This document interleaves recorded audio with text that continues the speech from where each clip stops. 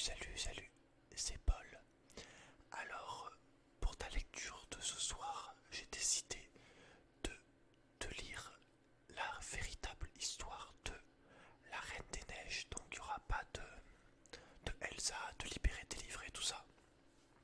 C'est la véritable histoire du Walt Disney, je pense.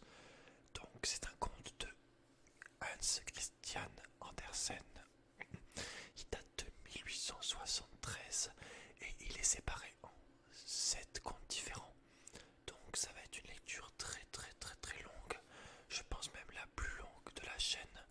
Je sais pas si ça va être en plusieurs parties, je verrai selon comment je gère ou pas. Je vais essayer de lire doucement et sans faire trop de fautes.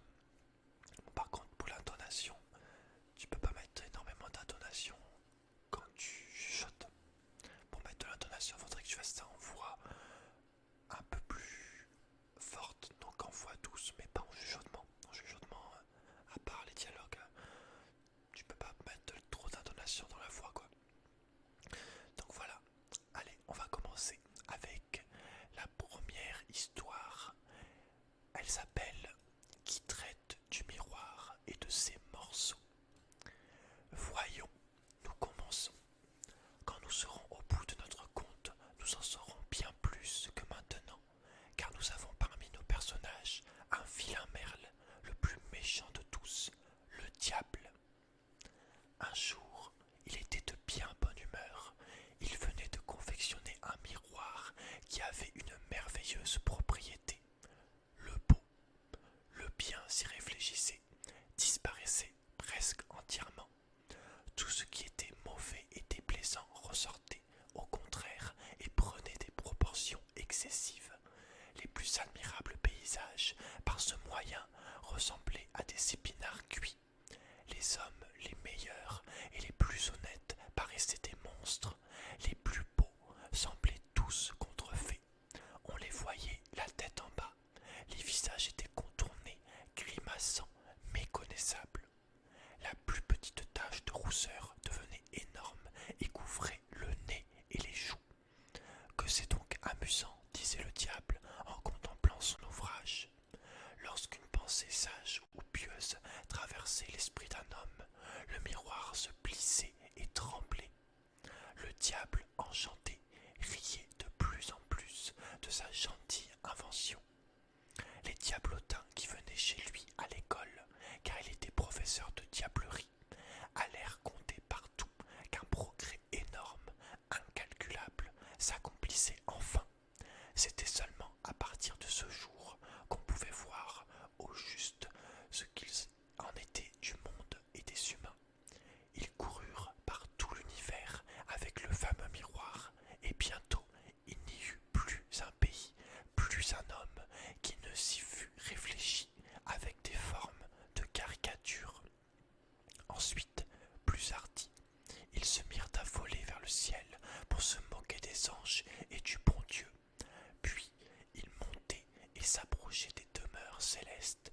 Plus le miroir se contournait et frémissait à cause des objets divins qui s'y reflétaient.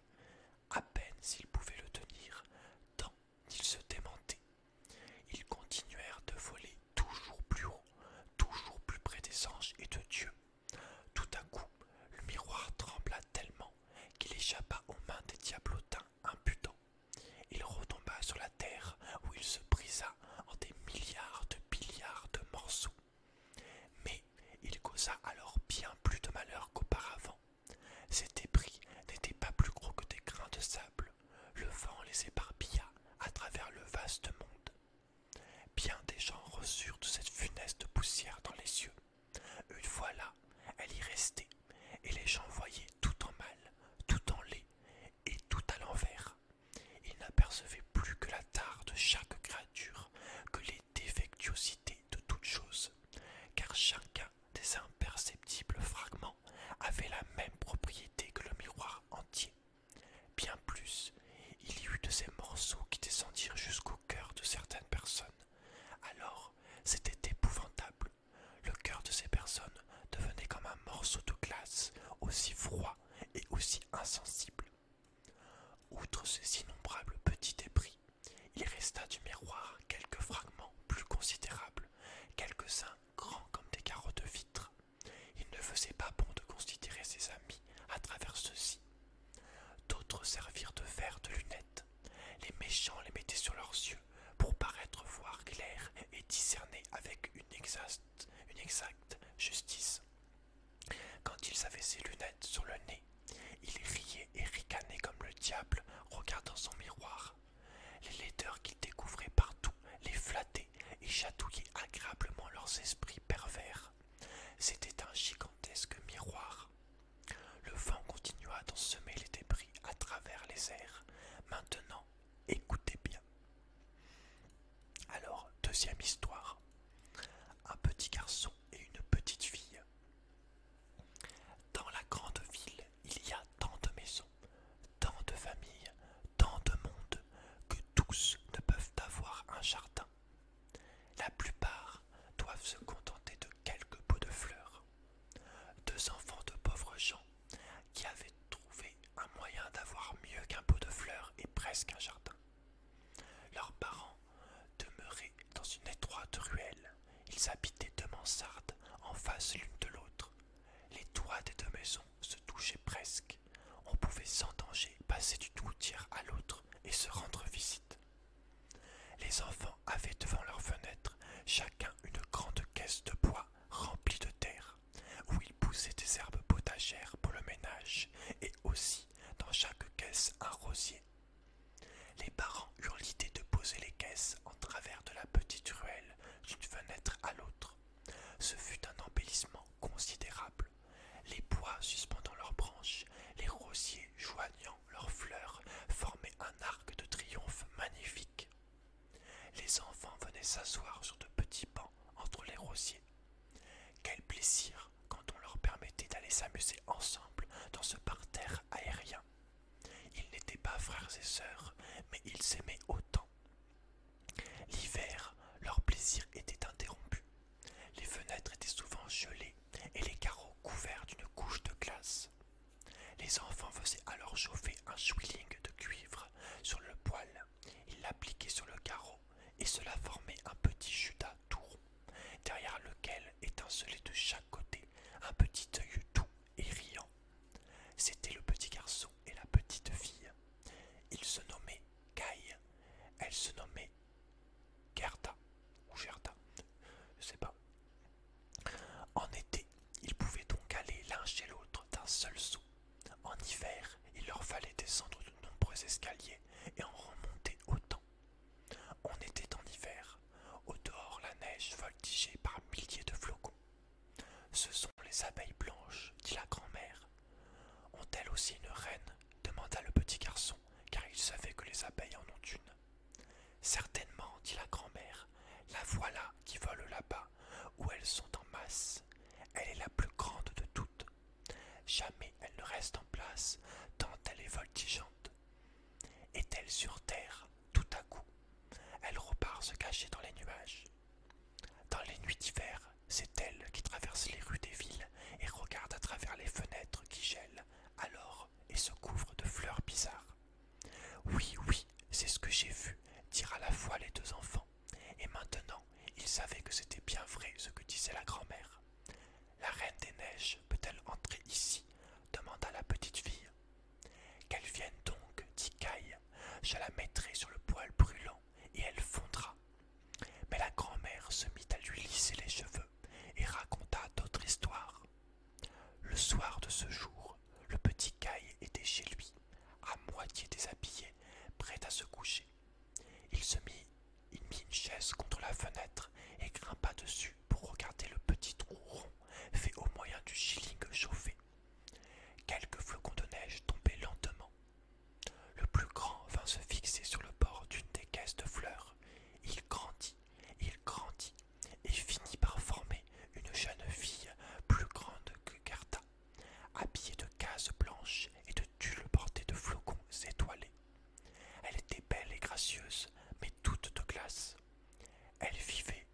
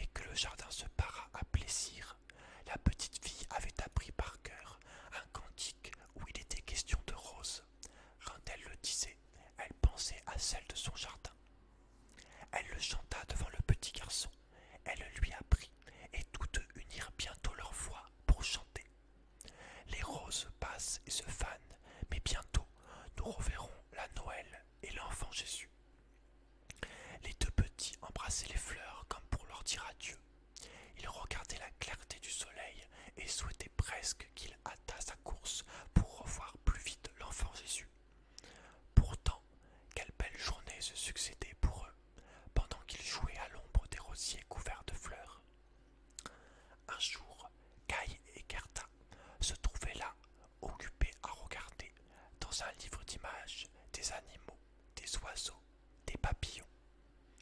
L'horloge sonna justement 5 heures à la grande église. Voilà que Caïn s'écrie. Aïe, il m'est entré quelque chose dans l'œil. Aïe, aïe, aïe, quelque chose m'a piqué au cœur. La petite fille lui prit le visage entre les mains et lui regarda dans les yeux qui clignotaient. Non, elle n'y vit absolument rien. Je crois que c'est parti, dit-il. Mais ce n'était pas parti. C'était un des morceaux de ce terrible miroir dont nous avons parlé. De ce miroir, vous vous en souvenez bien, qui fait paraître petit et laid ce qui est grand et beau, qui met en relief le côté vilain et méchant des êtres et des choses, et en fait ressortir les défauts au préjudice des qualités.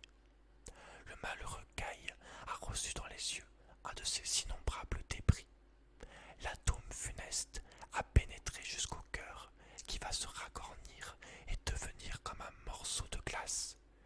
Caïn ne sentait plus aucun mal, mais ce produit de l'enfer était en lui. Pourquoi pleures-tu dit-il à la fillette que son cri de douleur avait émue. Essuie ses larmes, elles te rendent affreuse. Je n'ai plus aucun mal.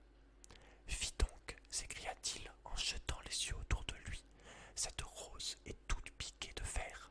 Cette autre est mal faite. Toutes sont communes et sans grâce, comme la lourde boîte où elles poussent. Il donna un coup de pied dédaigneux contre la caisse et arracha les 2 fleurs qui lui avaient déplu. Caïn, que fais-tu s'écria la petite fille, comme s'il commettait un sacrilège. La voyant ainsi effrayée, Caïn arracha encore une rose, puis s'élança dans sa mansarde sans dire adieu à sa gentille et chère compagne. Que voulez-vous? C'était l'effet du grain de verre magique. Le lendemain, ils se mirent à regarder de nouveau dans le livre d'images. Caïn n'y vit que d'affreux magots, des êtres ridicules et mal bâtis, des monstres grotesques.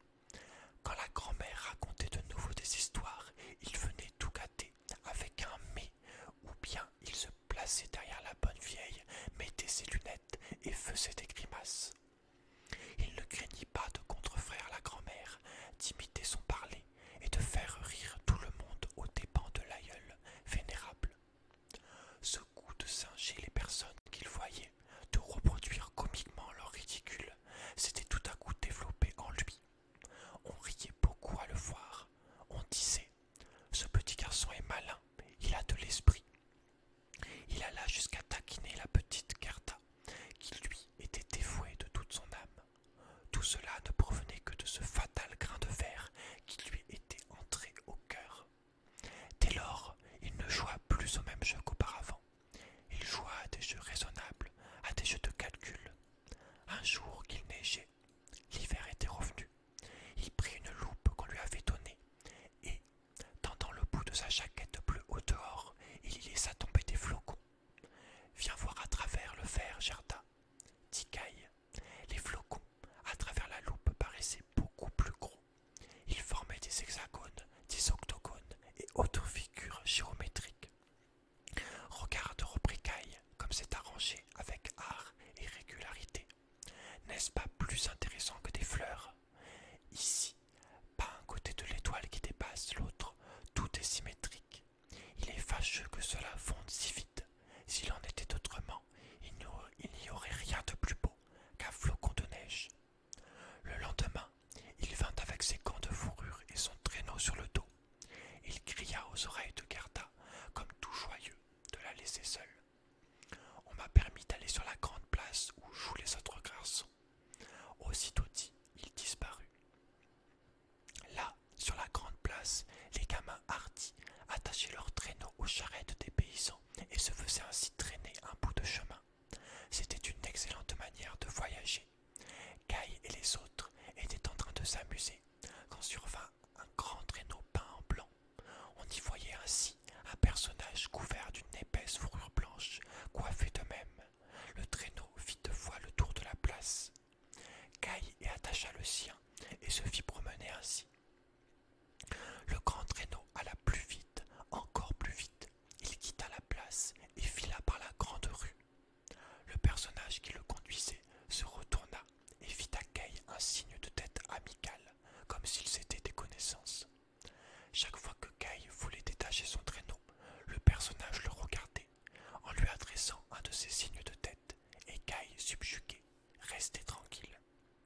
Les voilà qui sortent des portes de la ville. La neige commençait à tomber à force. Le pauvre petit garçon ne voyait plus à 2 pas devant lui, et toujours on courait avec plus de rapidité. La peur le prit. Il dénoua enfin la corde qui liait son traîneau à l'autre, mais il n'y eut rien de changé. Son petit véhicule était comme rivé au grand traîneau qui allait comme le vent. Kai se mit à crier au secours. Personne ne l'entendit. La neige tombait de plus en plus épaisse. Le traîneau volait dans une course vertigineuse. Parfois, il y avait un chaos, je sais pas comment on dit, comme si l'on sautait par-dessus un fossé ou par-dessus une haie. Mais on n'avait pas le temps de les voir. Kai était dans l'épouvante. Il voulut prier, dire son pater. Il n'en put retrouver les paroles. Au lieu de réciter le pater, il récitait la table de multiplication, et le malheureux enfant se désolait. Les flocons tombaient de plus en plus durs, ils devenaient de plus en plus gros. À la fin, on eût dit des poules blanches aux plumes hérissées. Tout d'un coup, le traîneau tourna de côté et s'arrêta. La personne qui le conduisait se leva. Ses épaisses fourrures qui la couvraient étaient toutes de neige, d'une blancheur éclatante. Cette personne était une très grande dame. C'était la Reine des Neiges. Nous avons été bon train, dit-elle. Malgré cela, je vois que tu vas geler, mon ami Kai. Viens donc te mettre sous mes fourrures de peau d'ours. Elle le prit, le plaça à côté d'elle, rabattit sur lui son manteau. Elle avait beau parler de ses peaux d'ours, Kai crut s'enfoncer dans une masse de neige. As-tu encore froid, dit-elle. Elle l'embrassa sur le front. Le baiser était plus froid que glace et lui pénétra jusqu'au cœur qui était déjà à moitié glacé. Il se sentit sur le point de rendre l'âme, mais ce ne fut que la sensation d'un instant. Il se trouva ensuite tout réconforté et n'éprouva plus aucun frisson. Mon traîneau, dit-il, n'oublie pas mon traîneau. C'est à quoi il avait pensé d'abord en revenant à lui. Une des boules blanches qui voltigeaient dans l'air fut attelée au traîneau de l'enfant. Elle suivit sans peine le grand traîneau qui continua sa course. La Reine des Neiges donna à Kai un second baiser. Il n'eut plus alors le moindre souvenir pour la petite Gerda, pour la grand-mère, ni pour les siens. Maintenant, je ne t'embrasserai plus, dit-elle, car un nouveau baiser serait ta mort. Kai la regarda en face, l'éclatante souveraine. Qu'elle était belle, on ne pouvait imaginer un visage plus gracieux et plus séduisant. Elle ne lui parut plus formée de glace comme la première fois qu'il l'avait vue devant la fenêtre de la mansarde et qu'elle lui avait fait un signe amical. Elle ne lui inspirait aucune crainte. Il lui raconta qu'il connaissait le calcul de tête et même par fraction et qu'il savait le nombre juste des habitants et des lieues carrées du pays. La reine souriait en l'écoutant. Kai se dit que ce n'était peut-être pas assez de ses connaissances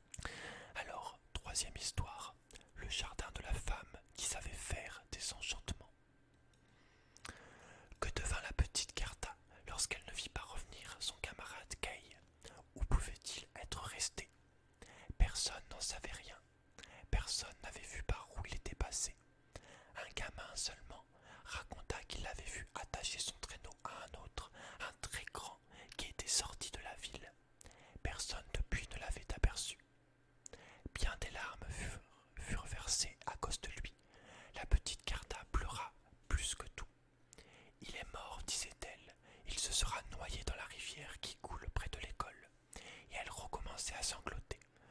Oh, que les journées d'hiver lui semblèrent longues et sombres. Enfin, le printemps revint, ramenant le soleil et la joie. Mais Gerda ne se consolait point. Kay est mort, disait-elle encore. Il est parti pour toujours.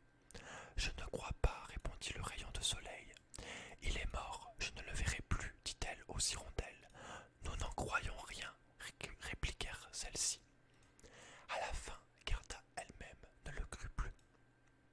Je vais mettre mes souliers rouges et tout neufs, se dit-elle un matin, ce que Kay n'a jamais vu, et j'irai trouver la rivière, lui demander si elle sait ce qu'il est devenu.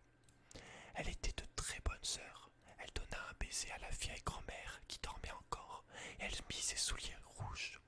Puis, elle partit toute seule, passa la porte de la ville et arriva au bord de la rivière. Est-il vrai, lui dit-elle, que tu m'as pris mon ami Kay? Je veux bien te donner mes jolis souliers de maroquin rouge, si tu veux me le rendre. Il lui parut que les vagues lui répondaient par un balancement singulier. Elle prit ses beaux souliers qu'elle aimait par-dessus tout et les lança dans l'eau. Mais elle n'était pas bien forte, la petite Gerda. Ils tombèrent près de la rive et les petites vagues les propulsèrent à terre. Elle aurait pu voir par là que la rivière ne voulait pas garder ce présent parce qu'elle n'avait pas le petit Kay à lui rendre en échange. Mais Gerda crut qu'elle n'avait pas jeté les souliers assez loin du bord. Elle s'avisa donc de monter sur un bateau qui se trouvait là, au milieu des jonques. Elle alla jusqu'à l'extrême bout du bateau et de là lança de nouveau ses souliers à l'eau. La barque n'était pas attachée au rivage. Par le mouvement que lui imprima Gerda, elle s'éloigna du bord. La fillette s'en dehors, mais lorsqu'elle revint à l'autre bout, il y avait déjà la distance de 3 pieds entre la terre et le bateau. Le bateau se mit à descendre la rivière. Gerda, saisie de frayeur, commença à pleurer. Personne ne l'entendit, excepté les moineaux, mais ils ne pouvaient pas la rapporter à terre. Cependant, comme pour la consoler, il volait le long de la rive et criait « Ici, ici, ici !» La nacelle suivait toujours le cours de l'eau. Gerda avait cessé de pleurer et se tenait tranquille. Elle n'avait aux pieds que ses bas. Les petits souliers rouges flottaient aussi sur la rivière, mais ils ne pouvaient atteindre la barque qui glissait plus vite qu'eux. Sur les 2 rives poussaient de vieux arbres, de belles fleurs, du gazon touffu où paissaient des moutons. C'était un beau spectacle, mais on n'apercevait pas un être humain. Peut-être, pensa Gerda, la rivière me mène-t-elle auprès du petit Kay. Cette pensée dissipa son chagrin. Elle se leva et regarda longtemps le beau paysage verdoyant. Elle arriva enfin devant un grand verger tout planté de cerisiers. Il y avait là une étrange maisonnette dont les fenêtres avaient des carreaux rouges, bleus et jaunes et dont le toit était de chaume. Sur le seuil se tenaient 2 soldats de bois qui présentaient les armes aux gens qui passaient. Gerda les appela à ce secours. Elle les croyait vivants. Naturellement, ils ne bougèrent pas. Cependant, la barque approchait de la terre. Gerda cria plus fort. Alors sortit de la maisonnette une vieille femme qui s'appuyait sur une béquille. Elle avait sur la tête un grand chapeau de paille enguirlandé des plus belles fleurs. « Pauvre petite, dit-elle, comment es-tu arrivée ainsi sur le grand fleuve rapide? Comment as-tu été entraînée si loin à travers le monde ?» Et la bonne vieille entra dans l'eau. Avec sa béquille, elle atteignit la barque, la tira sur le bord et enleva la petite Gerda. L'enfant, lorsqu'elle eut de nouveau les pieds sur terre, se réjouit fort. Toutefois, elle avait quelque frayeur de l'étrange vieille femme. « Raconte-moi, dit celle-ci, qui es-tu et d'où tu viens ?» Gerda lui fit le récit de tout ce qui lui était arrivé. La vieille secouait la tête et disait « Lorsque la fillette eut terminé son récit, elle demanda à la vieille si elle n'avait pas aperçu le petit Kay. La vieille répondit qu'il n'y avait point passé devant sa maison, mais ne tarderait sans doute pas à venir. Elle exhorta Gerda à ne plus se désoler ses cerises et à admirer ses fleurs. Elles sont plus belles, ajouta-t-elle, que toutes celles qui sont dans les livres d'images, et de plus, j'ai appris à chacune d'elles à raconter une histoire. Elle prit l'enfant par la main et la conduisit dans la maisonnette dont elle ferma la porte. Les fenêtres étaient très élevées au-dessus du sol. Les carreaux de vitre étaient, d'avons-nous dit, rouges, bleus et jaunes. La lumière du jour, passant à travers ces carreaux, colorait tous les objets d'une bizarre façon. Sur la table se trouvaient de magnifiques cerises et Gerda en mangea autant qu'elle voulut. Elle en avait la permission. Pendant qu'elle mangeait les cerises, la vieille lui lissa les cheveux avec un peigne d'or et en forma de jolies boucles qui entourèrent comme d'une auréole le gentil visage de la fillette, fréminois tout rond et semblable à un bouton de rose. J'ai longtemps désiré, dit la vieille, avoir auprès de moi une aimable enfant comme toi. Tu verras comme nous ferons beau ménage ensemble. Pendant qu'elle peignait ainsi les cheveux de Gerda, celle-ci oubliait de plus en plus son amie Caille. C'est que la vieille était une magicienne, mais ce n'était pas une magicienne méchante. Elle ne faisait des enchantements que pour se distraire un peu. Elle aimait la petite Gerda et désirait la garder auprès d'elle. C'est pourquoi elle alla au jardin et toucha de sa béquille tous les rosiers. Et tous, même ceux qui étaient pleins de vie, couverts des plus belles fleurs, disparurent sous terre. On n'en vit plus trace. La vieille craignait que, si Gerda apercevait des roses, elle ne lui rappelasse celles qui étaient dans la caisse de la mansarde. Alors l'enfant se souviendrait de Caille, son ami, et se sauverait à sa recherche. Quand elle eut pris cette précaution, elle mena la petite dans le jardin. Ce jardin était splendide. Quel parfum délicieux on y respirait. Les fleurs de toutes les saisons y brillaient du plus vif éclat. Jamais, en effet, dans aucun livre d'images, on en avait pu voir de pareil. Gerda sautait de joie. Elle courut à travers les parterres jusqu'à que le soleil se fût couché derrière les cerisiers. La vieille la ramena alors dans sa maisonnette. Elle la coucha dans un joli petit lit au coussin de soie rouge brodé de violettes. Gerda s'endormit et fit des rêves aussi beaux qu'une reine le jour de son mariage. Le lendemain, elle retourna jouer au milieu des fleurs dans les chauds rayons du soleil. Ainsi se passèrent bien des jours. Gerda connaissait maintenant toutes les fleurs du jardin. Il y en avait des centaines, mais il lui semblait parfois qu'il en manquait une sorte, laquelle elle ne savait. Voilà qu'un jour, elle regarda le grand chapeau de la vieille avec la guirlande de fleurs. Parmi elles, la plus belle était une rose. La vieille avait oublié de l'enlever. On pense rarement à tout. Quoi? S'écria tout aussitôt Gerda. N'y aurait-il pas de rose ici? Cherchons. Elle se mit à parcourir tous les parterres. Elle eut beau fureter partout, elle ne trouva rien. Elle se jeta par terre en pleurant à chaudes larmes. Ces larmes tombèrent justement à l'endroit où se trouvait un des rosiers que la vieille avait fait rentrer sous terre.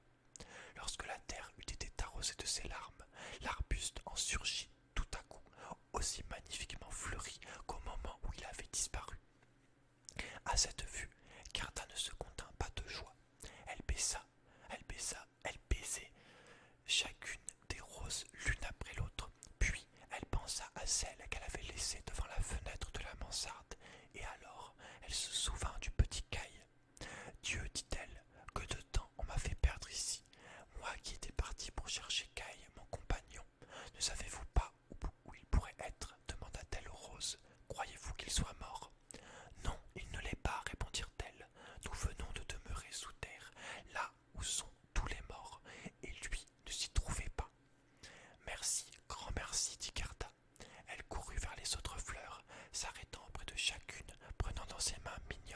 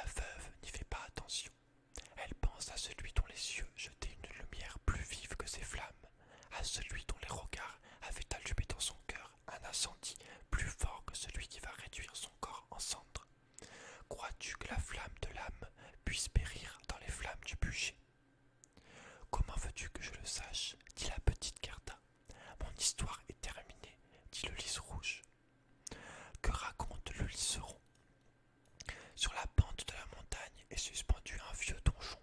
Le lierre pousse par touffes épaisses autour des murs et grimpe jusqu'au balcon. Là se tient debout une jeune fille. Elle se penche au-dessus de la balustrade et regarde le long de l'étroit sentier. Quelle fleur dans ces ruines! La rose n'est pas plus fraîche et ne prend point avec plus de grâce à sa tige. La fleur du pommier n'est pas plus légère et plus aérienne qu'elle tout froufrou font ses vêtements de soie. Ne vient-il donc pas, murmure-t-elle. Est-ce de Caille que tu parles demanda la petite Gerda. Non, il ne figure pas dans mon conte, répondit le liseron. Que dit la petite Perce-Neige? Entre les branches, une planche est suspendue par des cordes. C'est une escarpolette. De gentilles fillettes s'y balancent. Leurs vêtements sont blancs comme la neige. À leur chapeau flottent de longs rubans verts. Leur frère, qui est plus grand, fait aller l'escarpolette. Il a ses bras passés dans les cordes pour se tenir. Une petite coupe dans une main, un chalumeau dans l'autre, il souffle des bulles de savon. Et tandis que la balançoire vole, les bulles aux couleurs changeantes montent dans les airs. En voici une au bout de la paille, elle s'agite au gré du vent. Le petit chien noir accourt et se dresse sur les pattes de derrière. Il voudrait aller aussi sur la balançoire, mais elle ne s'arrête pas. Il se fâche, il aboie. Les enfants le taquinent, et pendant ce temps, les jolies bulles crèvent et s'évanouissent. C'est gentil ce que tu comptes là, dit Gerda à la Perce-Neige. Mais pourquoi ton accent est si triste? Et le petit Caille, tu ne sais rien de lui non plus. Le Perce-Neige reste silencieuse. Que racontent les Hyacinthes? Il y avait 3 jolies sœurs à pieds de gaze, l'une en rouge, l'autre en bleu, la dernière en blanc. Elles dansaient en rond à la clarté de la lune sur la rive du lac. Ce n'étaient pas des elfes, c'étaient des enfants des hommes. L'air était rempli de parfums enivrants. La jeune fille disparut dans les bois. Les jeunes filles disparurent dans les bois. Qu'arriva-t-il? Quel malheur les frappa? Voyez cette barque qui glisse sur le lac. Elle porte 3 cercueils où les corps des jeunes filles sont enfermés. Elles sont mortes. La cloche du soir sonne le glas funèbre. Sombre Hyacinthe, interrompit Gerda, votre histoire est trop lugubre. Elle achève de m'attrister. Dites-moi, mon ami Caille est-il mort comme vos jeunes filles? Les roses disent que non. Et vous, qu'en dites-vous? Cling, clang, répondirent les Hyacinthes. Le glas ne sonne pas pour le petit Caille. Nous ne le connaissons pas. Nous chantons notre chanson. Nous n'en savons point d'autre. Gerda interrogea la dent de lion qu'elle voyait s'épanouir dans l'herbe verte. Tu brilles comme un petit soleil, lui dit-elle. Sais-tu où je pourrais trouver mon camarade de jeu? La dent de lion brillait en effet sur le gazon. Elle entonna une chanson, mais il n'y était pas question de Caille. Dans une petite cour, dit-elle, un des premiers jours du printemps, le soleil du bon Dieu dardait ses doux rayons sur les blanches murailles, au pied desquelles se montrait la première fleur jaune de l'année, reluisante comme une pièce d'or. La vieille grand-mère était assise dans un fauteuil. Sa petite fille accourut et embrassa la grand-mère. Ce n'était qu'une pauvre petite servante. Eh bien, son baiser valait seul plus que tous les trésors du monde, parce qu'elle y avait mis tout son cœur. Mon histoire est finie. Je n'en ai pas appris davantage. Pauvre grand-mère, soupira Gerda. Elle me cherche, elle s'afflige à cause de moi, comme je le faisais pour le petit Caille. Mais je serai bientôt de retour et je le ramènerai. Laissons maintenant ces fleurs, les égoïstes, elles ne sont occupées que d'elles-mêmes. Sur ce, elle retrousse sa petite robe pour pouvoir marcher plus vite. Elle court jusqu'au bout du jardin. La porte était fermée, mais elle pousse de toutes ses forces le verrou et le fait sortir du grand pont. La porte s'ouvre et la petite se précipite, pieds nus, à travers le vaste monde. 3 fois, elle s'arrêta dans sa course pour regarder en arrière. Personne ne la poursuivait. Quand elle fut bien fatiguée, elle s'assit sur une grosse pierre. Elle jeta les yeux autour d'elle et s'aperçut que l'été était passé et qu'on était à la fin de l'automne. Dans le beau jardin, elle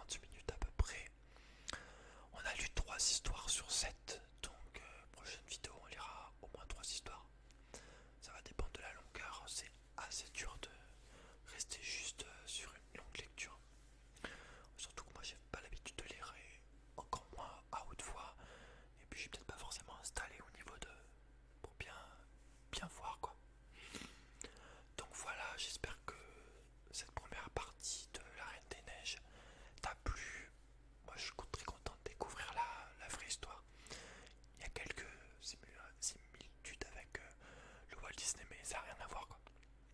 Mais bon voilà, ça fait toujours plaisir de lire un petit peu, étant donné que je lis quasiment pas. Là au moins ça me force un petit peu à lire avec